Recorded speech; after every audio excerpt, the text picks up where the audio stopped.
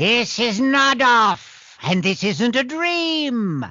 You're listening to the St. Canard Files Darkwing Duck podcast. Or maybe you aren't. Things are never the way they seem in Dream World.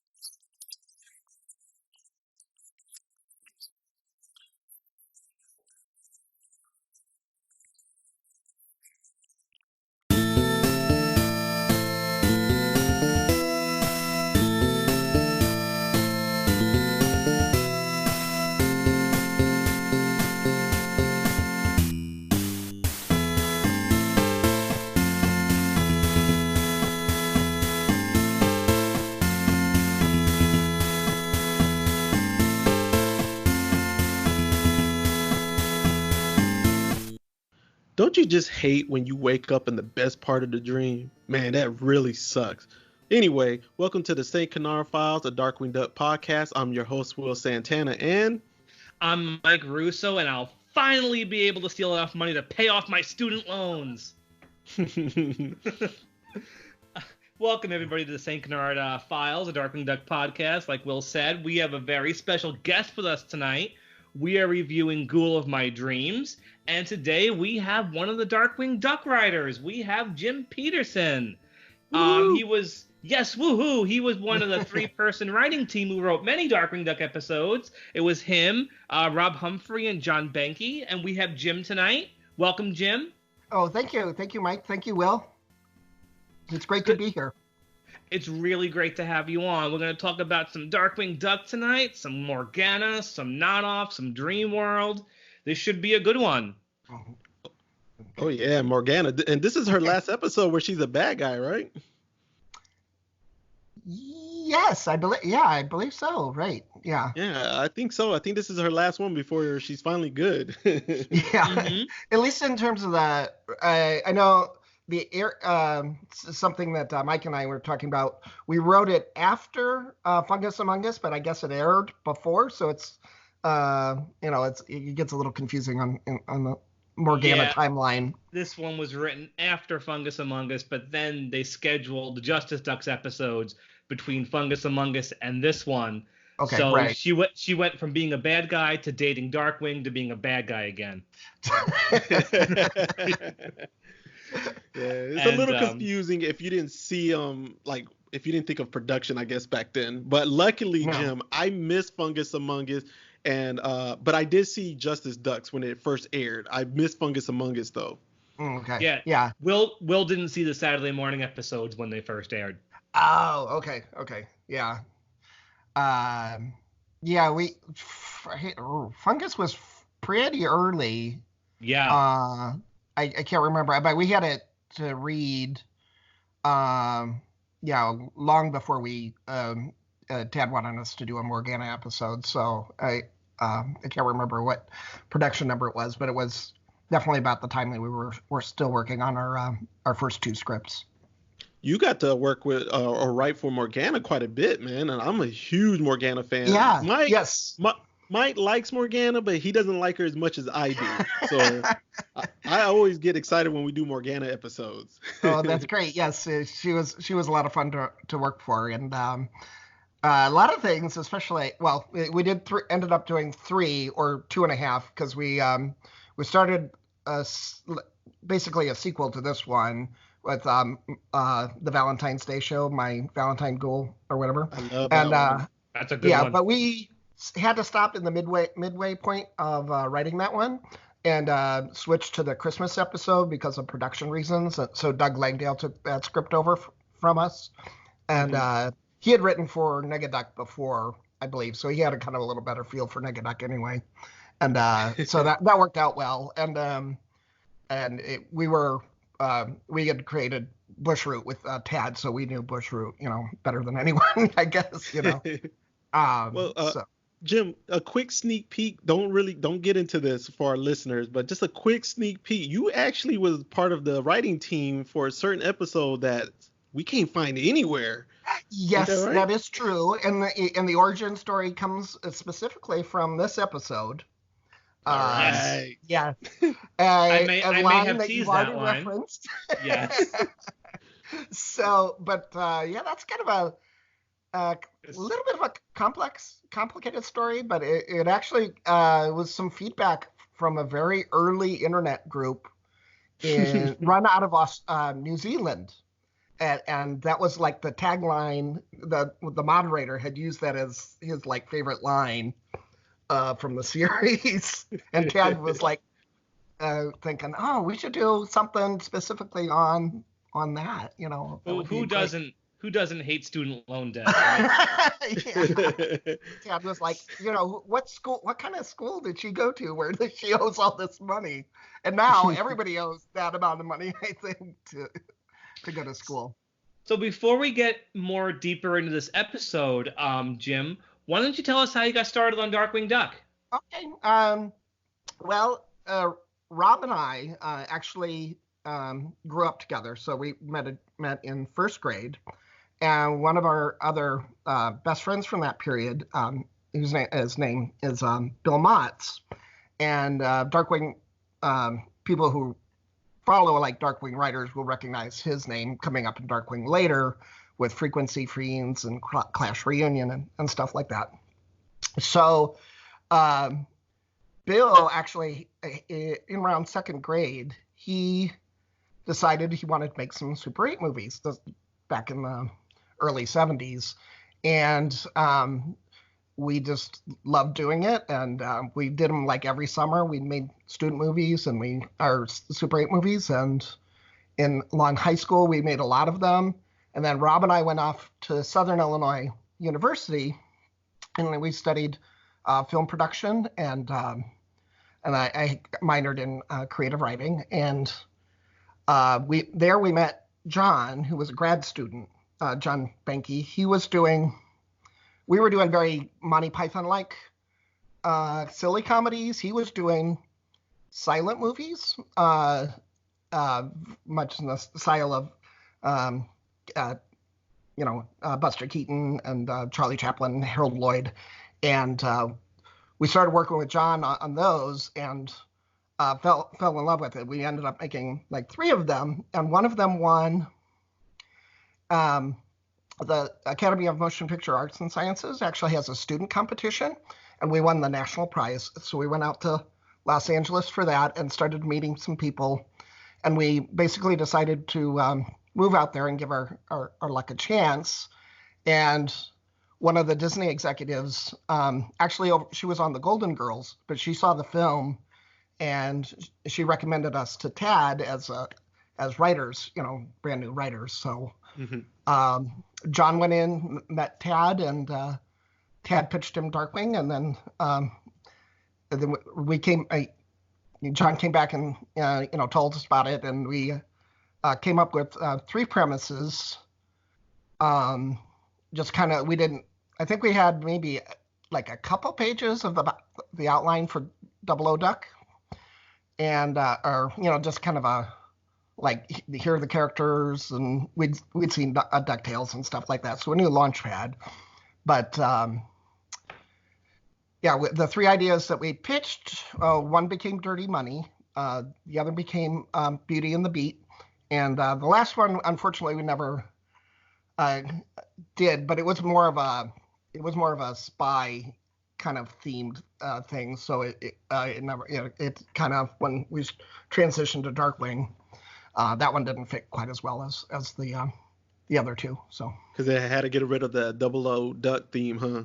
Yeah. That was I don't think we had done the final draft of Dirty Money when we switched, but we had already done a draft of the script. So we had to, go in and change. I guess some things could be transitioned and some things just couldn't, huh? Right. Yeah. I don't know. I don't know. I think they were trying to limit how many ones they had with like Jay Gander Hooter, and and Grizzly Cough and stuff like that. But who were really heavily featured in like Dirty Money for us, and we didn't. We were far enough along. I think in the early drafts, they might have actually even been mentioned or were going to be used in Beauty and the Beat, but they were dropped out of that episode. So I think that's the third one was something about Hooter getting kidnapped or something like that. So it was kind of like a rescue. Well, really quick before we get into the episode still, could you just really quick, maybe like 3-5 minutes, walk us through the process of writing the Darkwing Duck episode? How does that process go? Okay, so there's basically 3 steps. The first one is called a premise. It's basically like a page to page and a half of describing your idea, what you see happening, all the major characters, and just, Tad liked to say to us, what's the comic book cover? What do you see? If it was a comic book episode, what graphic do you see? Kind of, give us a snapshot of that. And that was always kind of a good way of thinking it and making it, visual or some kind of neat, little hook to sell a story. Right. So, so about a page and a half. If that gets approved, we usually right away there's notes from the Tad, or we dealt primarily with Kevin Hops. They'd have notes for us, and then we'd probably rewrite the premise 2 or 3 times. And then once that got approved, we would go to an outline. There were 2 forms. Darkwing used like a full outline, which was pretty much like think of it as a short story, a version of the script. Actually, but in Darkwing's case, it was very like detailed. We'd actually run about, it'd be like 40 pages, 45 pages of written, and then we'd go through that usually 2, maybe 3 drafts, usually with the story editor. Occasionally, like Tad would have input too. And then we would go to script, and scripts tended to run for Darkwing generally around about 90 pages. So it was about 2 pages per minute of screen time. Or something like that. Is that right? Somewhere around there, or whatever it is. They were long. But it turned out that we kind of overwrote on Darkwing a lot, and that will kind of come up in the episode. Sometimes they would later have to cut back on material, and sometimes the stories would kind of suffer from that because transition. Interesting. Things would get a little choppy going from this scene, to the next scene, because they cut out something in the middle, and you go, oh, that kind of jumped there. But right. There had been something there originally to kind of make a little smoother transition. Well, and stuff. That said, let's get into the episode. Okay. All right. So, Mike, what's our production and air date for the? Well, let's name the episode and then give us our production air date. Ghoul of My Dreams, of course. This one aired on Halloween, which probably explains why it aired so late and they didn't air it before Justice Duck, because they wanted to save it for Halloween. So it aired Thursday, October 31st, 1991. In terms of just raw numbers, it was the 38th in production order, which makes it the second with Morgana. Obviously, like Jim has said, they get written in whatever order you get sent, right? Yes. Okay. So our story editor was Kevin Crosby Hops. You mentioned him. And the writers, of course, were you, Rob Humphrey, and John Benke. And it was animated at Sun Wu. Okay. Which Animation's okay. It is what it is with Sunwoo. We all know what Sunwoo is like. Yeah. And it's not Disney Australia. I know one of your episodes got to go to Australia. Jim. Yes, Comic Book Caper. Yeah. We even back when it came back, we were like, oh my gosh, this would be great if every episode. Yeah, I know. Tad said that. There's just little details like Goslin, when she's gonna do the typewriter, her fingers and it's like, Yeah, Sunwoo couldn't do that. No.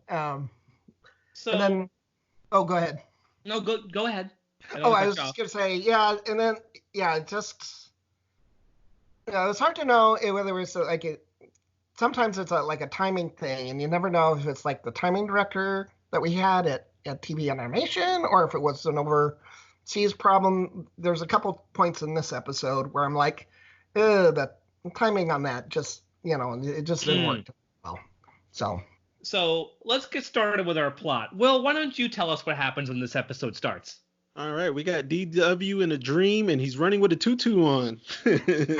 Yes. Yeah, he gets his one and only entrance line, which I love. He says, I am the weirdo that sits next to you on the bus. Yes. But then all of a sudden, all these villains show up, which I think was a stroke of genius to start this one off. You see Steelbeak, Megavolt comes in, you get Quackerjack, Bushroot, Liquidator, and Ammonia Pine all surrounding him. Mm-hmm. And then who shows up and saves the day? Morgana! Woohoo! Morgana is here. Giant Morgana. Yeah, giant one. She scoops up Darkwing and tells him how much she missed him. And just before they kiss, he wakes up. But he does kiss. He does kiss somebody. Yeah, not somebody. I think he wants to kiss. It's not the love of his life.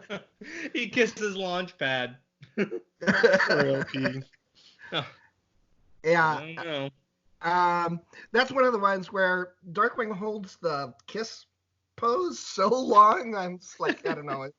It is kind of telegraph the joke. I did like the animation for that, though. His beak was so stretched out, reaching for that kiss, man. He wanted it so bad.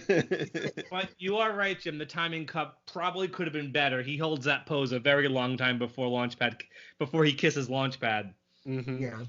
So they hop on the Ratcatcher. They want to head off, outside because he thinks the fresh air might wake him up. Mm-hmm.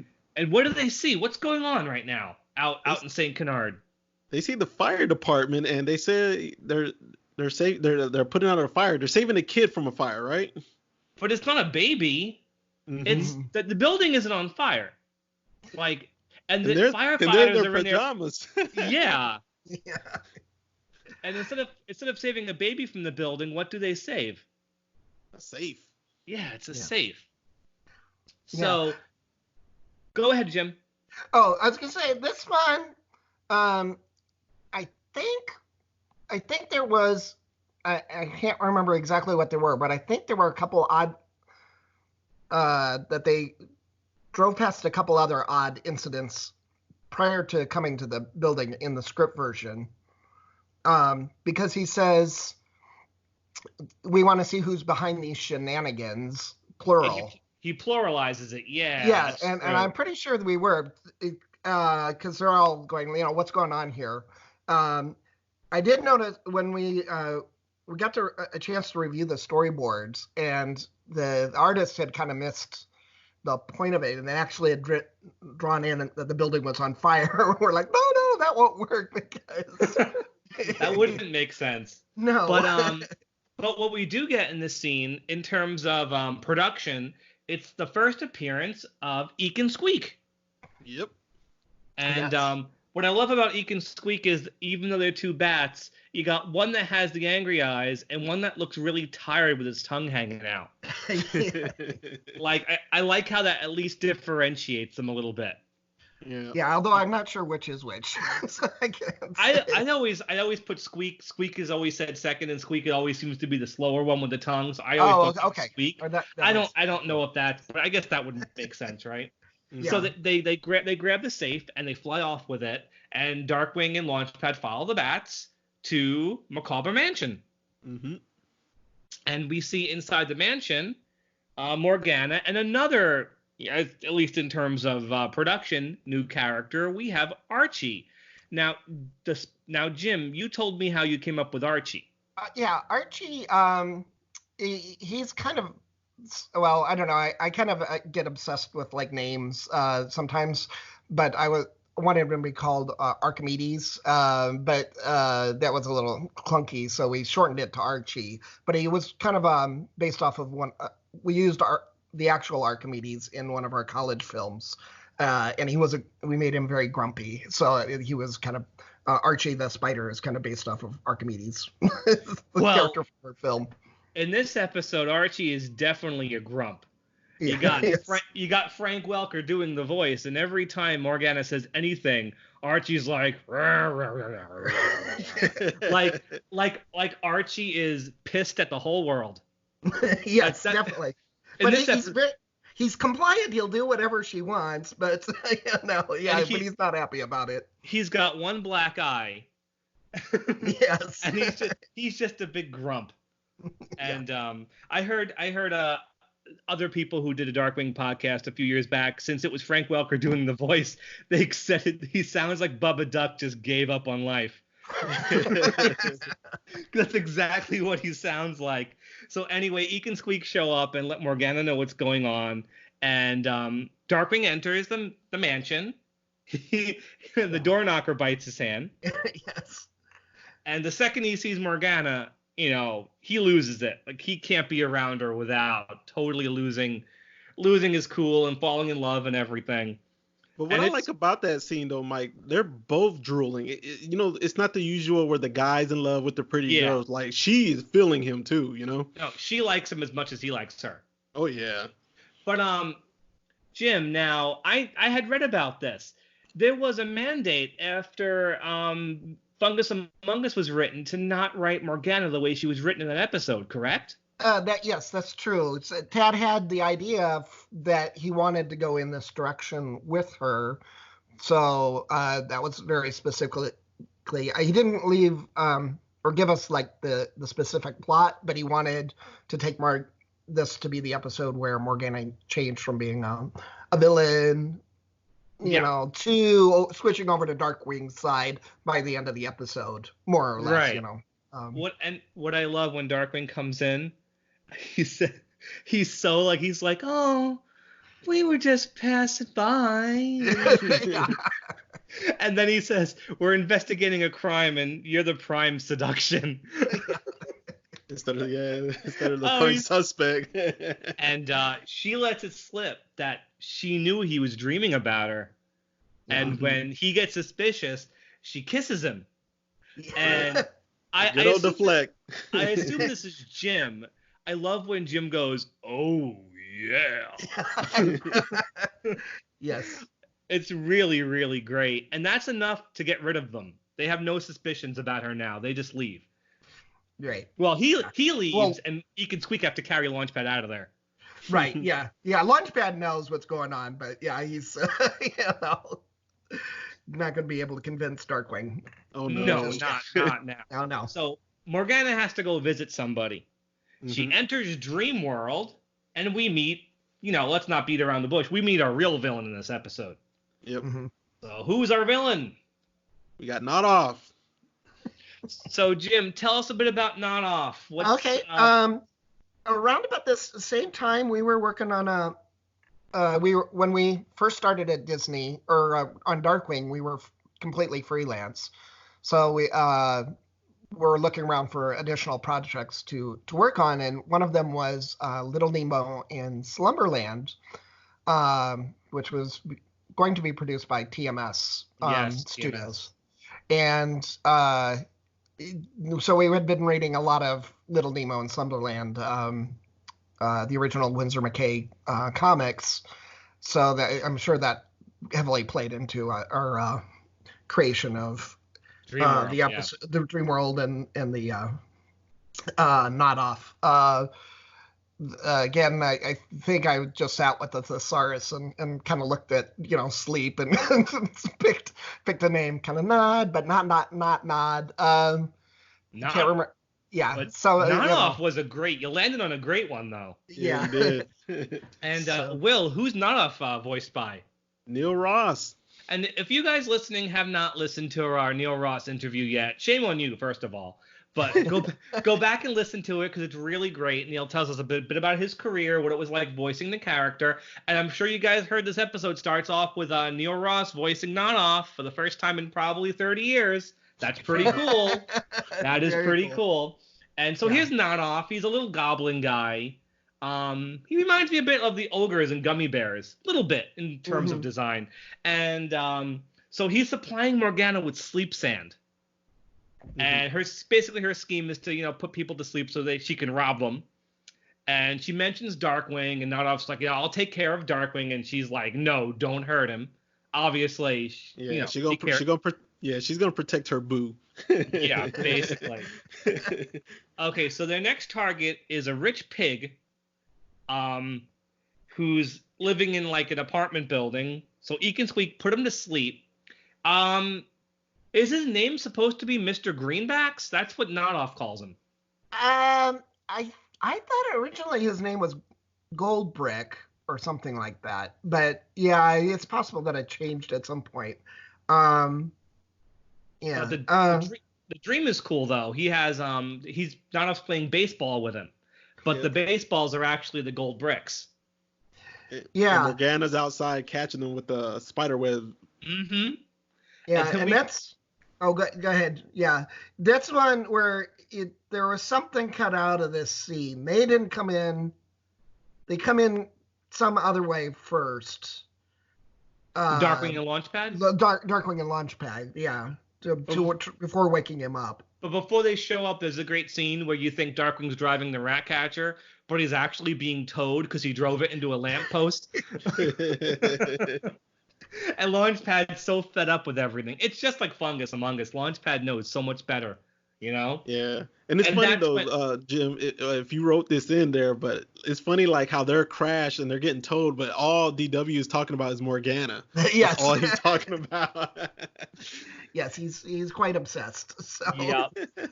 So that's when they show up and they see something's going on, and they wake up the pig by making music in his bedroom. They do that. And then Darkwing grabs onto the sleep sand that Eek and Squeak are carrying, and then they drop it because he shoots them with sneezing powder. He crashes to the building, and then the sleep sand falls on him, and he falls asleep. Mm-hmm. And then he wakes up, and he's in Dream World. Now, what I really love is how I love Neil Ross's voice for Nodoff, but I feel like it's a little bit intentionally obnoxious, kind of. A little bit. Yeah. Like he's like Dream World, and then Darkwing copies it. That's my favorite moment out of the whole thing. Darkwing goes Dream World, and I think that was actually a Jim Cummings ad lib. I don't think that's actually in the script. It definitely sounds like something he ad lib, but he's like, and who are you, the Sandman? It's really funny. Because I like Nodoff, but the voice definitely, I think it's supposed to be a little grating, Yes. Yeah. Like intentionally. Yes, right. So he brings in Darkwing's elementary school teacher, Miss Boriskowski. I had to write that down. Yes, that is actually the name of one of our film teachers from Southern Illinois University. I knew it had to be something. It's a name. That name is so specific. It is very, yes.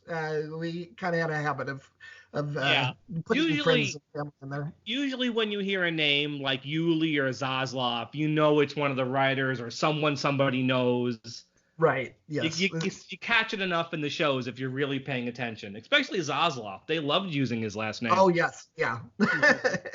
And so at that time we didn't know anybody in the studio other than Tad and Kevin, so we didn't throw in references like that. Yeah, because we didn't only come in for like story meetings. So we literally all we knew were Tad and Kevin at that point. Like I said, that name is so specific. I knew it had to be from something. And she gives him a big pile of tests to do, which falls on him. Morgana shows up briefly, and Darkwing realizes that he's working for Morgana, at least according to Morgana. And she says, keep him here and don't hurt him. But of course, Nodoff's not going to listen. And the next scene with the high diving thing definitely is very Bugs Bunny. It reminded me of a Bugs Bunny cartoon, High Diving Hair, that Darkwing has to jump, and what he has to jump into keeps getting smaller and smaller. Yeah. Like a whole tub, like a large pool to a glass of water to a small drop of water. Yeah. We were very big into Warner Brothers. So yeah, I'm sure there's. Yeah, because even the way Darkwing falls off the high diving board and his neck stretches is very Wile E. Coyote. Yes. And he wakes up when he hits the water because Launchpad splashes him and wakes him up. Launchpad doesn't have much else to do in this episode. He kind of drops out of it. He shows up one more time, though, where he's useful, right? Yeah. One more time. I guess after a while it becomes about Darkwing and Morgana. I guess there was no room for Launchpad anymore, huh? Well, there were a couple more later when he wakes up, manages to wake up the city. We had cut back and forth with him with several unsuccessful attempts, so we were trying to keep him alive. Kevin would always call that like servicing the character, making sure that character stayed alive for the episode. Right. That makes sense. So we tried, but I think they were cut for time, unfortunately. Because there's a lot going on in this one. Yes. And I wouldn't have lost a lot of the stuff in that last act for Launchpad stuff, to be honest. Right. Yeah. So Morgana's flying in a spider balloon. Yes. And that's when she says the student loan line. Yes. And that one's straight from John. He came up with that, and we would often put in lines like that, and we go, "Oh, they'll never keep it," and then they would keep the episode. Keep it, and then it's like it definitely humanizes Morgana, and it shows a side to her character we haven't quite seen yet. Her background that you guys do expand on in Hot Spells. So I like that one line that's just supposed to be funny opened the door for her character, basically. Yes, that's true. So we haven't talked much about the animation, and we don't really need to because it's Sun Wu. But in this next scene where Darkwing confronts Morgana in the balloon, their animation is so strange.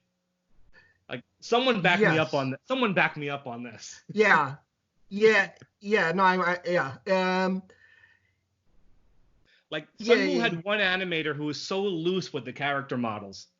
Like. Yeah, that's true. Especially when he goes up the ladder and Archie's in his clothes there, and he's kind of going from almost like key pose to key pose. Doesn't seem to be fluid at all. Yeah. No, but it is funny though. Yeah. So I asked you the other day, Archie's in his clothes, tickling him, and as Darkwing's laughing, he says, "That's my special spot."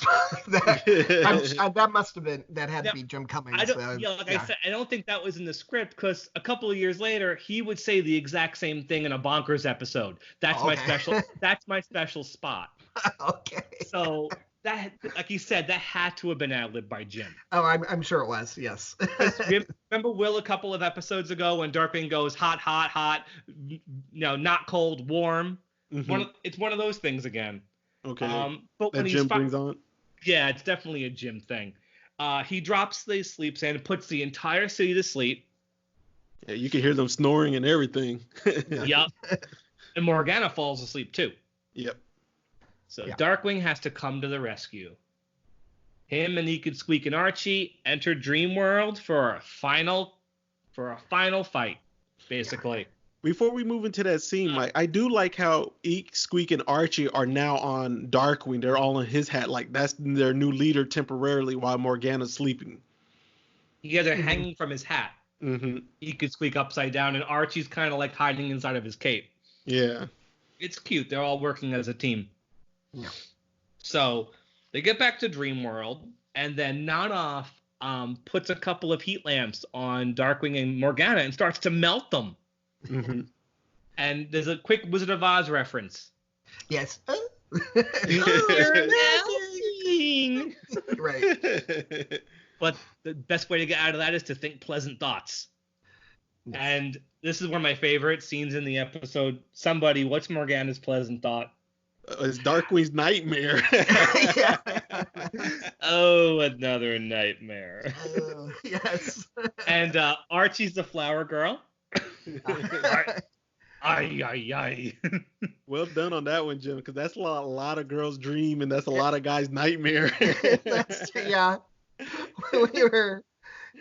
Yeah, like I said, sometimes when we pitch in an idea, you don't know if it's gonna fly, and actually Rob was married by this point, but John and I were single, so we had actually just been through Rob's wedding, so. And they were in a church and everything. Yeah. Yep. And so they get together and down the aisle, and Nodoff drops a cake on Darkwing. More Looney Tunes stuff. He pulls this tiny umbrella out of a cocktail. That's gonna save him. Yeah, that one. That's not in the script at all. I'm pretty sure that was added by some storyboard artist. And I don't mind the gag, but it kind of takes a little too long to play out. But there's no. If we had done it, Kevin would always want to make sure that we were very specific about saying what it is on the action on screen. So in case the artwork didn't come out quite right. So if we had written that gag, Darkwing would have said something like, "Oh, let me grab some kind of protection or something," whatever. But there would have been something. That, we had kind of rules about things like that. So that was probably in post after us. Well, whoever drew that was definitely thinking Wile E. Coyote again, though. Oh, that's yes, definitely what it feels like. Yeah. And so Nodoff tempts Morgana with all the riches in St. Canard. And I don't know about you guys, but I think this is some of my favorite Katsushi acting in this entire episode. When she goes over to the riches and she goes, "Is this something I have to decide right now?" And when Darkwing's like, "Morgana," she's like, right. It's really great acting from Kath. She's such a great voice actress. Really, really is. And I think this is some of my favorite Morgana stuff is in this episode as far as the voice acting goes. Mm-hmm. And Darkwing, so she dreams Darkwing in a giant tank. Yep. Yeah. He gets excited about that. Way to go, Morg. and until he fires it. Yep. Yes. What pops out of the tank? Yeah. But yes, the bridal bouquet. Yeah. But we get a cutscene though during this, don't we? Our last shot of Launchpad in the whole episode. Yeah. What is he doing? He's trying to wake everybody up. Yeah.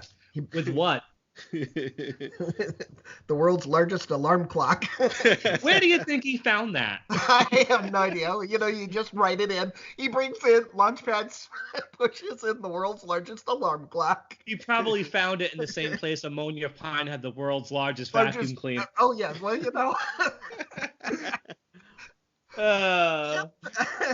And he does succeed though. Like you said, he wakes up the town. Yeah. But he gets his last shot of garbage can lands on him, and that's the end of Launchpad for the episode. Not very dignified exit, but at least he woke everybody up. Yeah. I gotta say, this next bit has my favorite comic timing. When Nodoff shows up with a giant mallet, and Darkwing says, "I don't suppose we could work on a truce," and Nodoff goes, "Bingo!" Just the timing of the whack on the tank. And it flies back against the back wall. It's really well edited and timed. Yeah. Just the way Neil Ross goes, bingo, and then slam. Really great stuff. And then Morgana wakes up. So he doesn't even have her to rely on anymore. She's gone. She can't help him. Mm-hmm. So it's time for Nodoff to pay. Isn't it? Yep. So now we finally get the duel, the matchup, Nodoff and DW. Yep. We finally get some great heroic Darkwing in this scene. Mm-hmm. And I love it because there are so many episodes where Darkwing either doesn't really save the day or somebody else has to do it for him. Yep. But this I love. He spills the sleep sand. He puts it in the gas gun, and he fires the gas gun right into the camera. Yep. Yeah. That's a great visual decision. Jim, whoever came up with that decision to fire yeah, right that into was the probably camera. the storyboard. I don't think, that's something I don't think we called out in the script. So yeah, definitely storyboard artists. I don't even know if you could do that today. Fire a gun directly at the camera.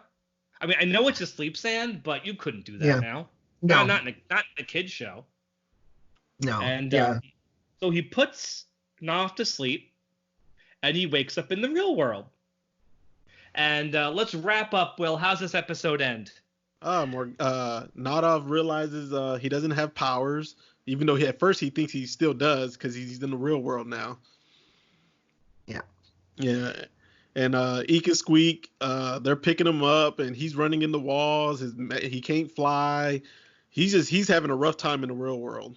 Yeah. He says being awake's a real nightmare. Yeah. Yes. and Darkwing's so patronizing. Yeah, but it's over now. And just like I said, I like this character, but he is obnoxious. I love how Darkwing drop kicks him back to Dreamworld. Like he just takes him by the ears and just drop kicks him. It's like, you're gone, and he never shows up ever again. Now, I got a question for you, Jim, on this. When you guys wrote that in, that Darkwing kicked him back into Dreamworld.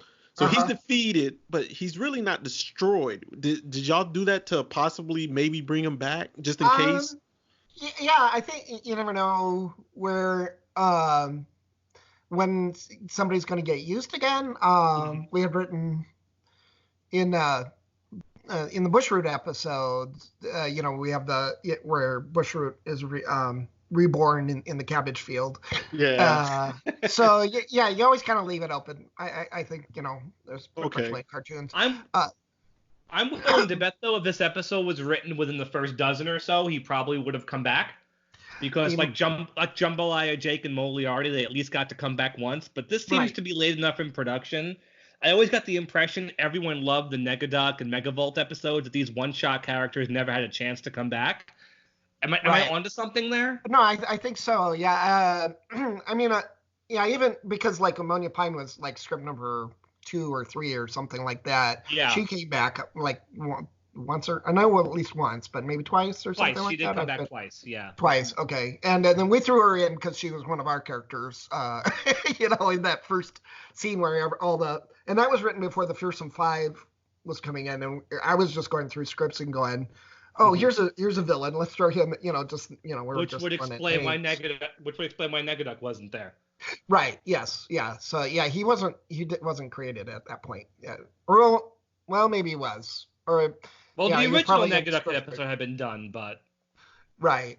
Yeah, but I'm not sure. We didn't get all scripts. We were just kind of relying on the ones that we had. So we had a Steel Beak, and I think we had the Tuscanini one, and whoever else is there, and a Megavolt and stuff. So. Then we threw in Bushroot and our two characters, Bushroot and Ammonia Pine. So Quacker Jack and Liquidator were there too. Oh yeah, I think they actually they may have been around. I don't know, or the storyboard artists may have added them. I can't remember.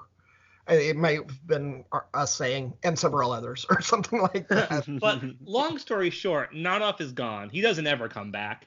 And just as he's about to kiss Morgana, like.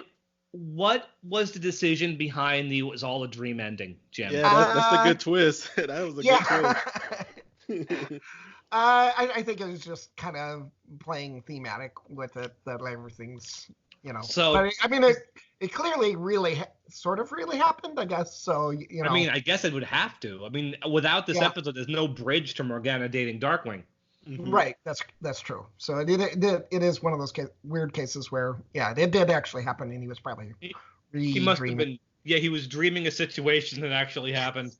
That's right. Maybe the giant alarm clock was actually part of his dream, and Launchpad found a different way. Anyway, I like this episode quite a bit. Mm-hmm. I think I like it more as an adult as a kid. As a kid, I might have been wanting more Megavolt, because when this aired, there hadn't been a Megavolt episode in a while. But as an adult, I really do enjoy it. How about you, Will? I like this episode, man. You got Morgana. It's kind of sad a little bit because it's her last time being the bad guy in it, but it is a good bridge to bring her to the, coming to the good side.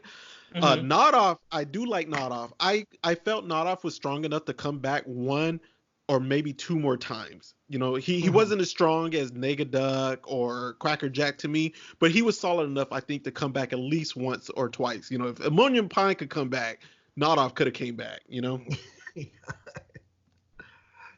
I imagine Nodoff invading Gosling's dreams. What that would be like. Oh, that would have been really fun. Yeah. And I do like, Jim, how you guys had both of them drooling over each other. It wasn't just a one-way street, Mm-hmm. Their relationship definitely changes after this, though, a little bit. Mm-hmm. Yeah. Where Darkwing has the big mouth and really should keep his mouth shut and is constantly pissing her off. Yeah. Because that's the very heart of my Valentine Ghoul. He's very hurtful. I love the episode, but he's very hurtful to her in that one. Mm-hmm. And this one, they're like mutually infatuated with each other. Yeah. So how many gas gun canisters are you going to give this episode, Mike? I'm going to give it a 3.5. Okay. Because it's a very important for Morgana. It's one of her better episodes. And Nodoff's fun. And I think the visual stuff in Dreamland is a lot of fun, too. Archie's a riot. Like, this is Archie's best episode. He is so funny. Just grumbling about everything. Yeah. Like at the one point where he gets mad at Darkwing for putting Morgana to sleep, he probably cursed him out big time. So, it's a fun one. Yeah, What's your rating? I'm going to give it the same exact score. I'm going to give it a 3.5. I like Eek and Squeak in this one. They have a good role in this one. They're helping Morgana out because she really doesn't do anything. She just sits back and collect all the rewards, so she's just sitting back collecting rewards, and the gags with Launchpad is really hilarious in this episode. First you got him kissing Darkwing on accident. Then you got him with the alarm clock. He's waking up Darkwing up with the bucket of water. So it's like he's in there for the jokes, And I don't want to talk about Nodoff. I want to save that for when we rate Nodoff. But it's a good episode. It really is. I don't remember seeing this on Halloween. I do recall seeing it later on a rerun. Well, I'll never forget that it did air on Halloween because this is the only one of 2 episodes I didn't record all of it because I was out trick-or-treating. And I suddenly realized, oh, crap, Darkwing's on. And I rushed home about 5 minutes too late. I still taped it, but I never got the beginning. So I'll never forget. It definitely aired on Halloween. Okay. We're not going to ask Jim to rate this episode, are we? That's kind of weird. Well, what we could do is, out of all the episodes you did write, how would you rank this one in terms of... It's one of my... I don't know. It is kind of like, your children and stuff. Beauty and the Beat is probably my personal favorite. Just, I don't know. I don't know, but Dirty Money, that's special too because that was our first professional writing job and everything, and it was a lot of fun and it was all new. But Beauty and the Beat, I think we got to put in a lot of our personal touches and stuff, particularly the whole creation process with Bushroot. I came up with Bushroot, the idea for Bushroot, walking to the grocery store one night. We didn't have a car at that point. We had one car between the three of us. We were living in an apartment and we had no furniture, But Bushroot, what eventually became Bushroot after, back and forth with Tad and us, everybody putting in ideas. But at least the initial concept, so he's really, he's really close to my heart. Of course, Comic Book Capers is generally... Yes. Accepted as one of the old-time classics too, though. Yes, so that one's in terms of animation, that one is head and shoulders. That one was weird because we didn't come up with the idea initially. Well, I can't, it's really hard to separate. Carter Crocker had come up with the episode, and we took I can't remember if we did the outline and script but we didn't generate the premise, but it was, and we worked with Carter, which was a change, and Carter was totally different style than Kevin. So, so Carter would go. We would get like hour-long note sessions with Kevin over like a scene, and Carter Right. wouldn't say a word, he would just go in and make the changes himself. So it was completely different. Let's rate Nodoff. All right, Will, let's get into you Nodoff. go ahead. You go first, Will. Okay, you want me to go first? I'm gonna give him a 2.5. I feel like that's an average score. He's good. He's has a whole different element that we haven't seen, and he shows so many different elements to his abilities. He turns into a serpent. He does some magic. He can fly. He plays sports, so he has some jokes with him and stuff too.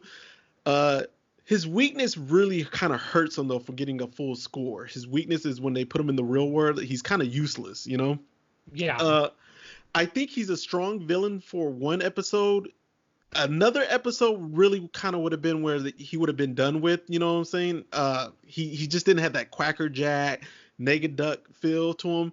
And like I said, we've seen that with other villains. I like the first episode with Jambalaya, Jake, and Moriarty. But then when they come back, I think we were both in agreement their comeback episodes were not as good. Yeah. So like that's why I kind of feel like this was kind of like a good send-off for Nodoff. But I would have been fine seeing him one more time. I definitely would have, Yeah. How about I'm you? going to give him the same score, 2.5. He has a lot of potential. He does. He could, yeah, he definitely does. Like at one point, we didn't mention it when he finally reveals like he's in charge. He grows into this huge ogre he only does for that one scene, and then they go to commercial and he never does it again. And the idea is so great, and I think he's such a fun villain. But like he said, you don't really remember him when the episode's over because he's not Quacker Jack or Megavolt, but he could have come back, and I bet they could have done something cool with him. Yeah. Like have him do something with Goslin. Have him come back and Goslin not know he's a bad guy. The way she accidentally teamed up with Beelzebub in Hot Spells. Yes.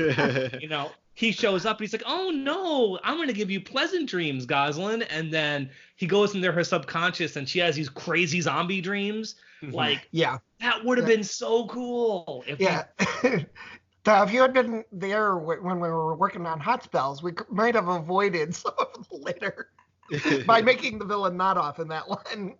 Might have actually. Oh my God, worked. that might have worked because we would have avoided some very silly. He's getting revenge on Darkwing and Morgana. That's right. Yes. Yeah, that would actually probably would have worked pretty well. Now, Jim, how do you feel about Nodoff, like comparing it to all the other villains you got to write for? Yeah, he was. He was fun. I think he was.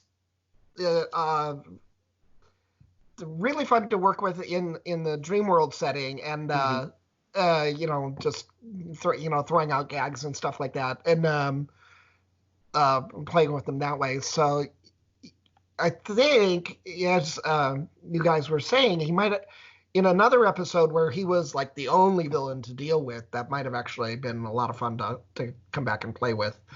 So we could have done a lot more, almost like the way Splatter Phoenix is later, you can bend reality a lot more and stuff. Yeah, that would have been cool. Well, so that's Ghoul of My Dreams. It's actually going to be a while before we see Morgana again. Oh. I know, she's actually taking a bit of a break. It's, when we get to her again, though, we got Negaduck coming up. So, all right. One of my personal favorite episodes. But that's Ghoul of My Dreams, and I'll mention what our next episode is. What's that? Back to Saturday morning again. We're flip-flopping super fast here. Saturday morning, Disney afternoon, back and forth. We got Battle of the Brain Teasers. Oh, that's a good one. Yep. That's a good one. Good one for Honker. Yes. Yeah. It's got some of my favorites. Got my Australia studio. Yes. So, all right, Mike, where can they listen to the podcast at, man? Oh, lots and lots of places. Spotify, Stitcher, Radio Public, Pocket Cast, Apple devices, Google Play. You can watch us on YouTube and always stay tuned every other Wednesday for special videos that we drop. You can play us on Amazon Echo, Pandora, and iHeartRadio. So we're everywhere. You have no excuse for not listening to us. Oh, man. All right, well, I got to shout out Mike, man. I'm gonna give a shout out to this guy. You know, he wrote for a few episodes. You know, his name is Jim Peterson. I don't know who he is. You know, but yeah, thanks, Jim, man. I really appreciate you coming on this episode with us, man. That was kind of cool, man. Oh, thank you. It was great. It was a lot of fun to do. Thank you so much. Oh, right, thank you for being on with us. We really appreciate it.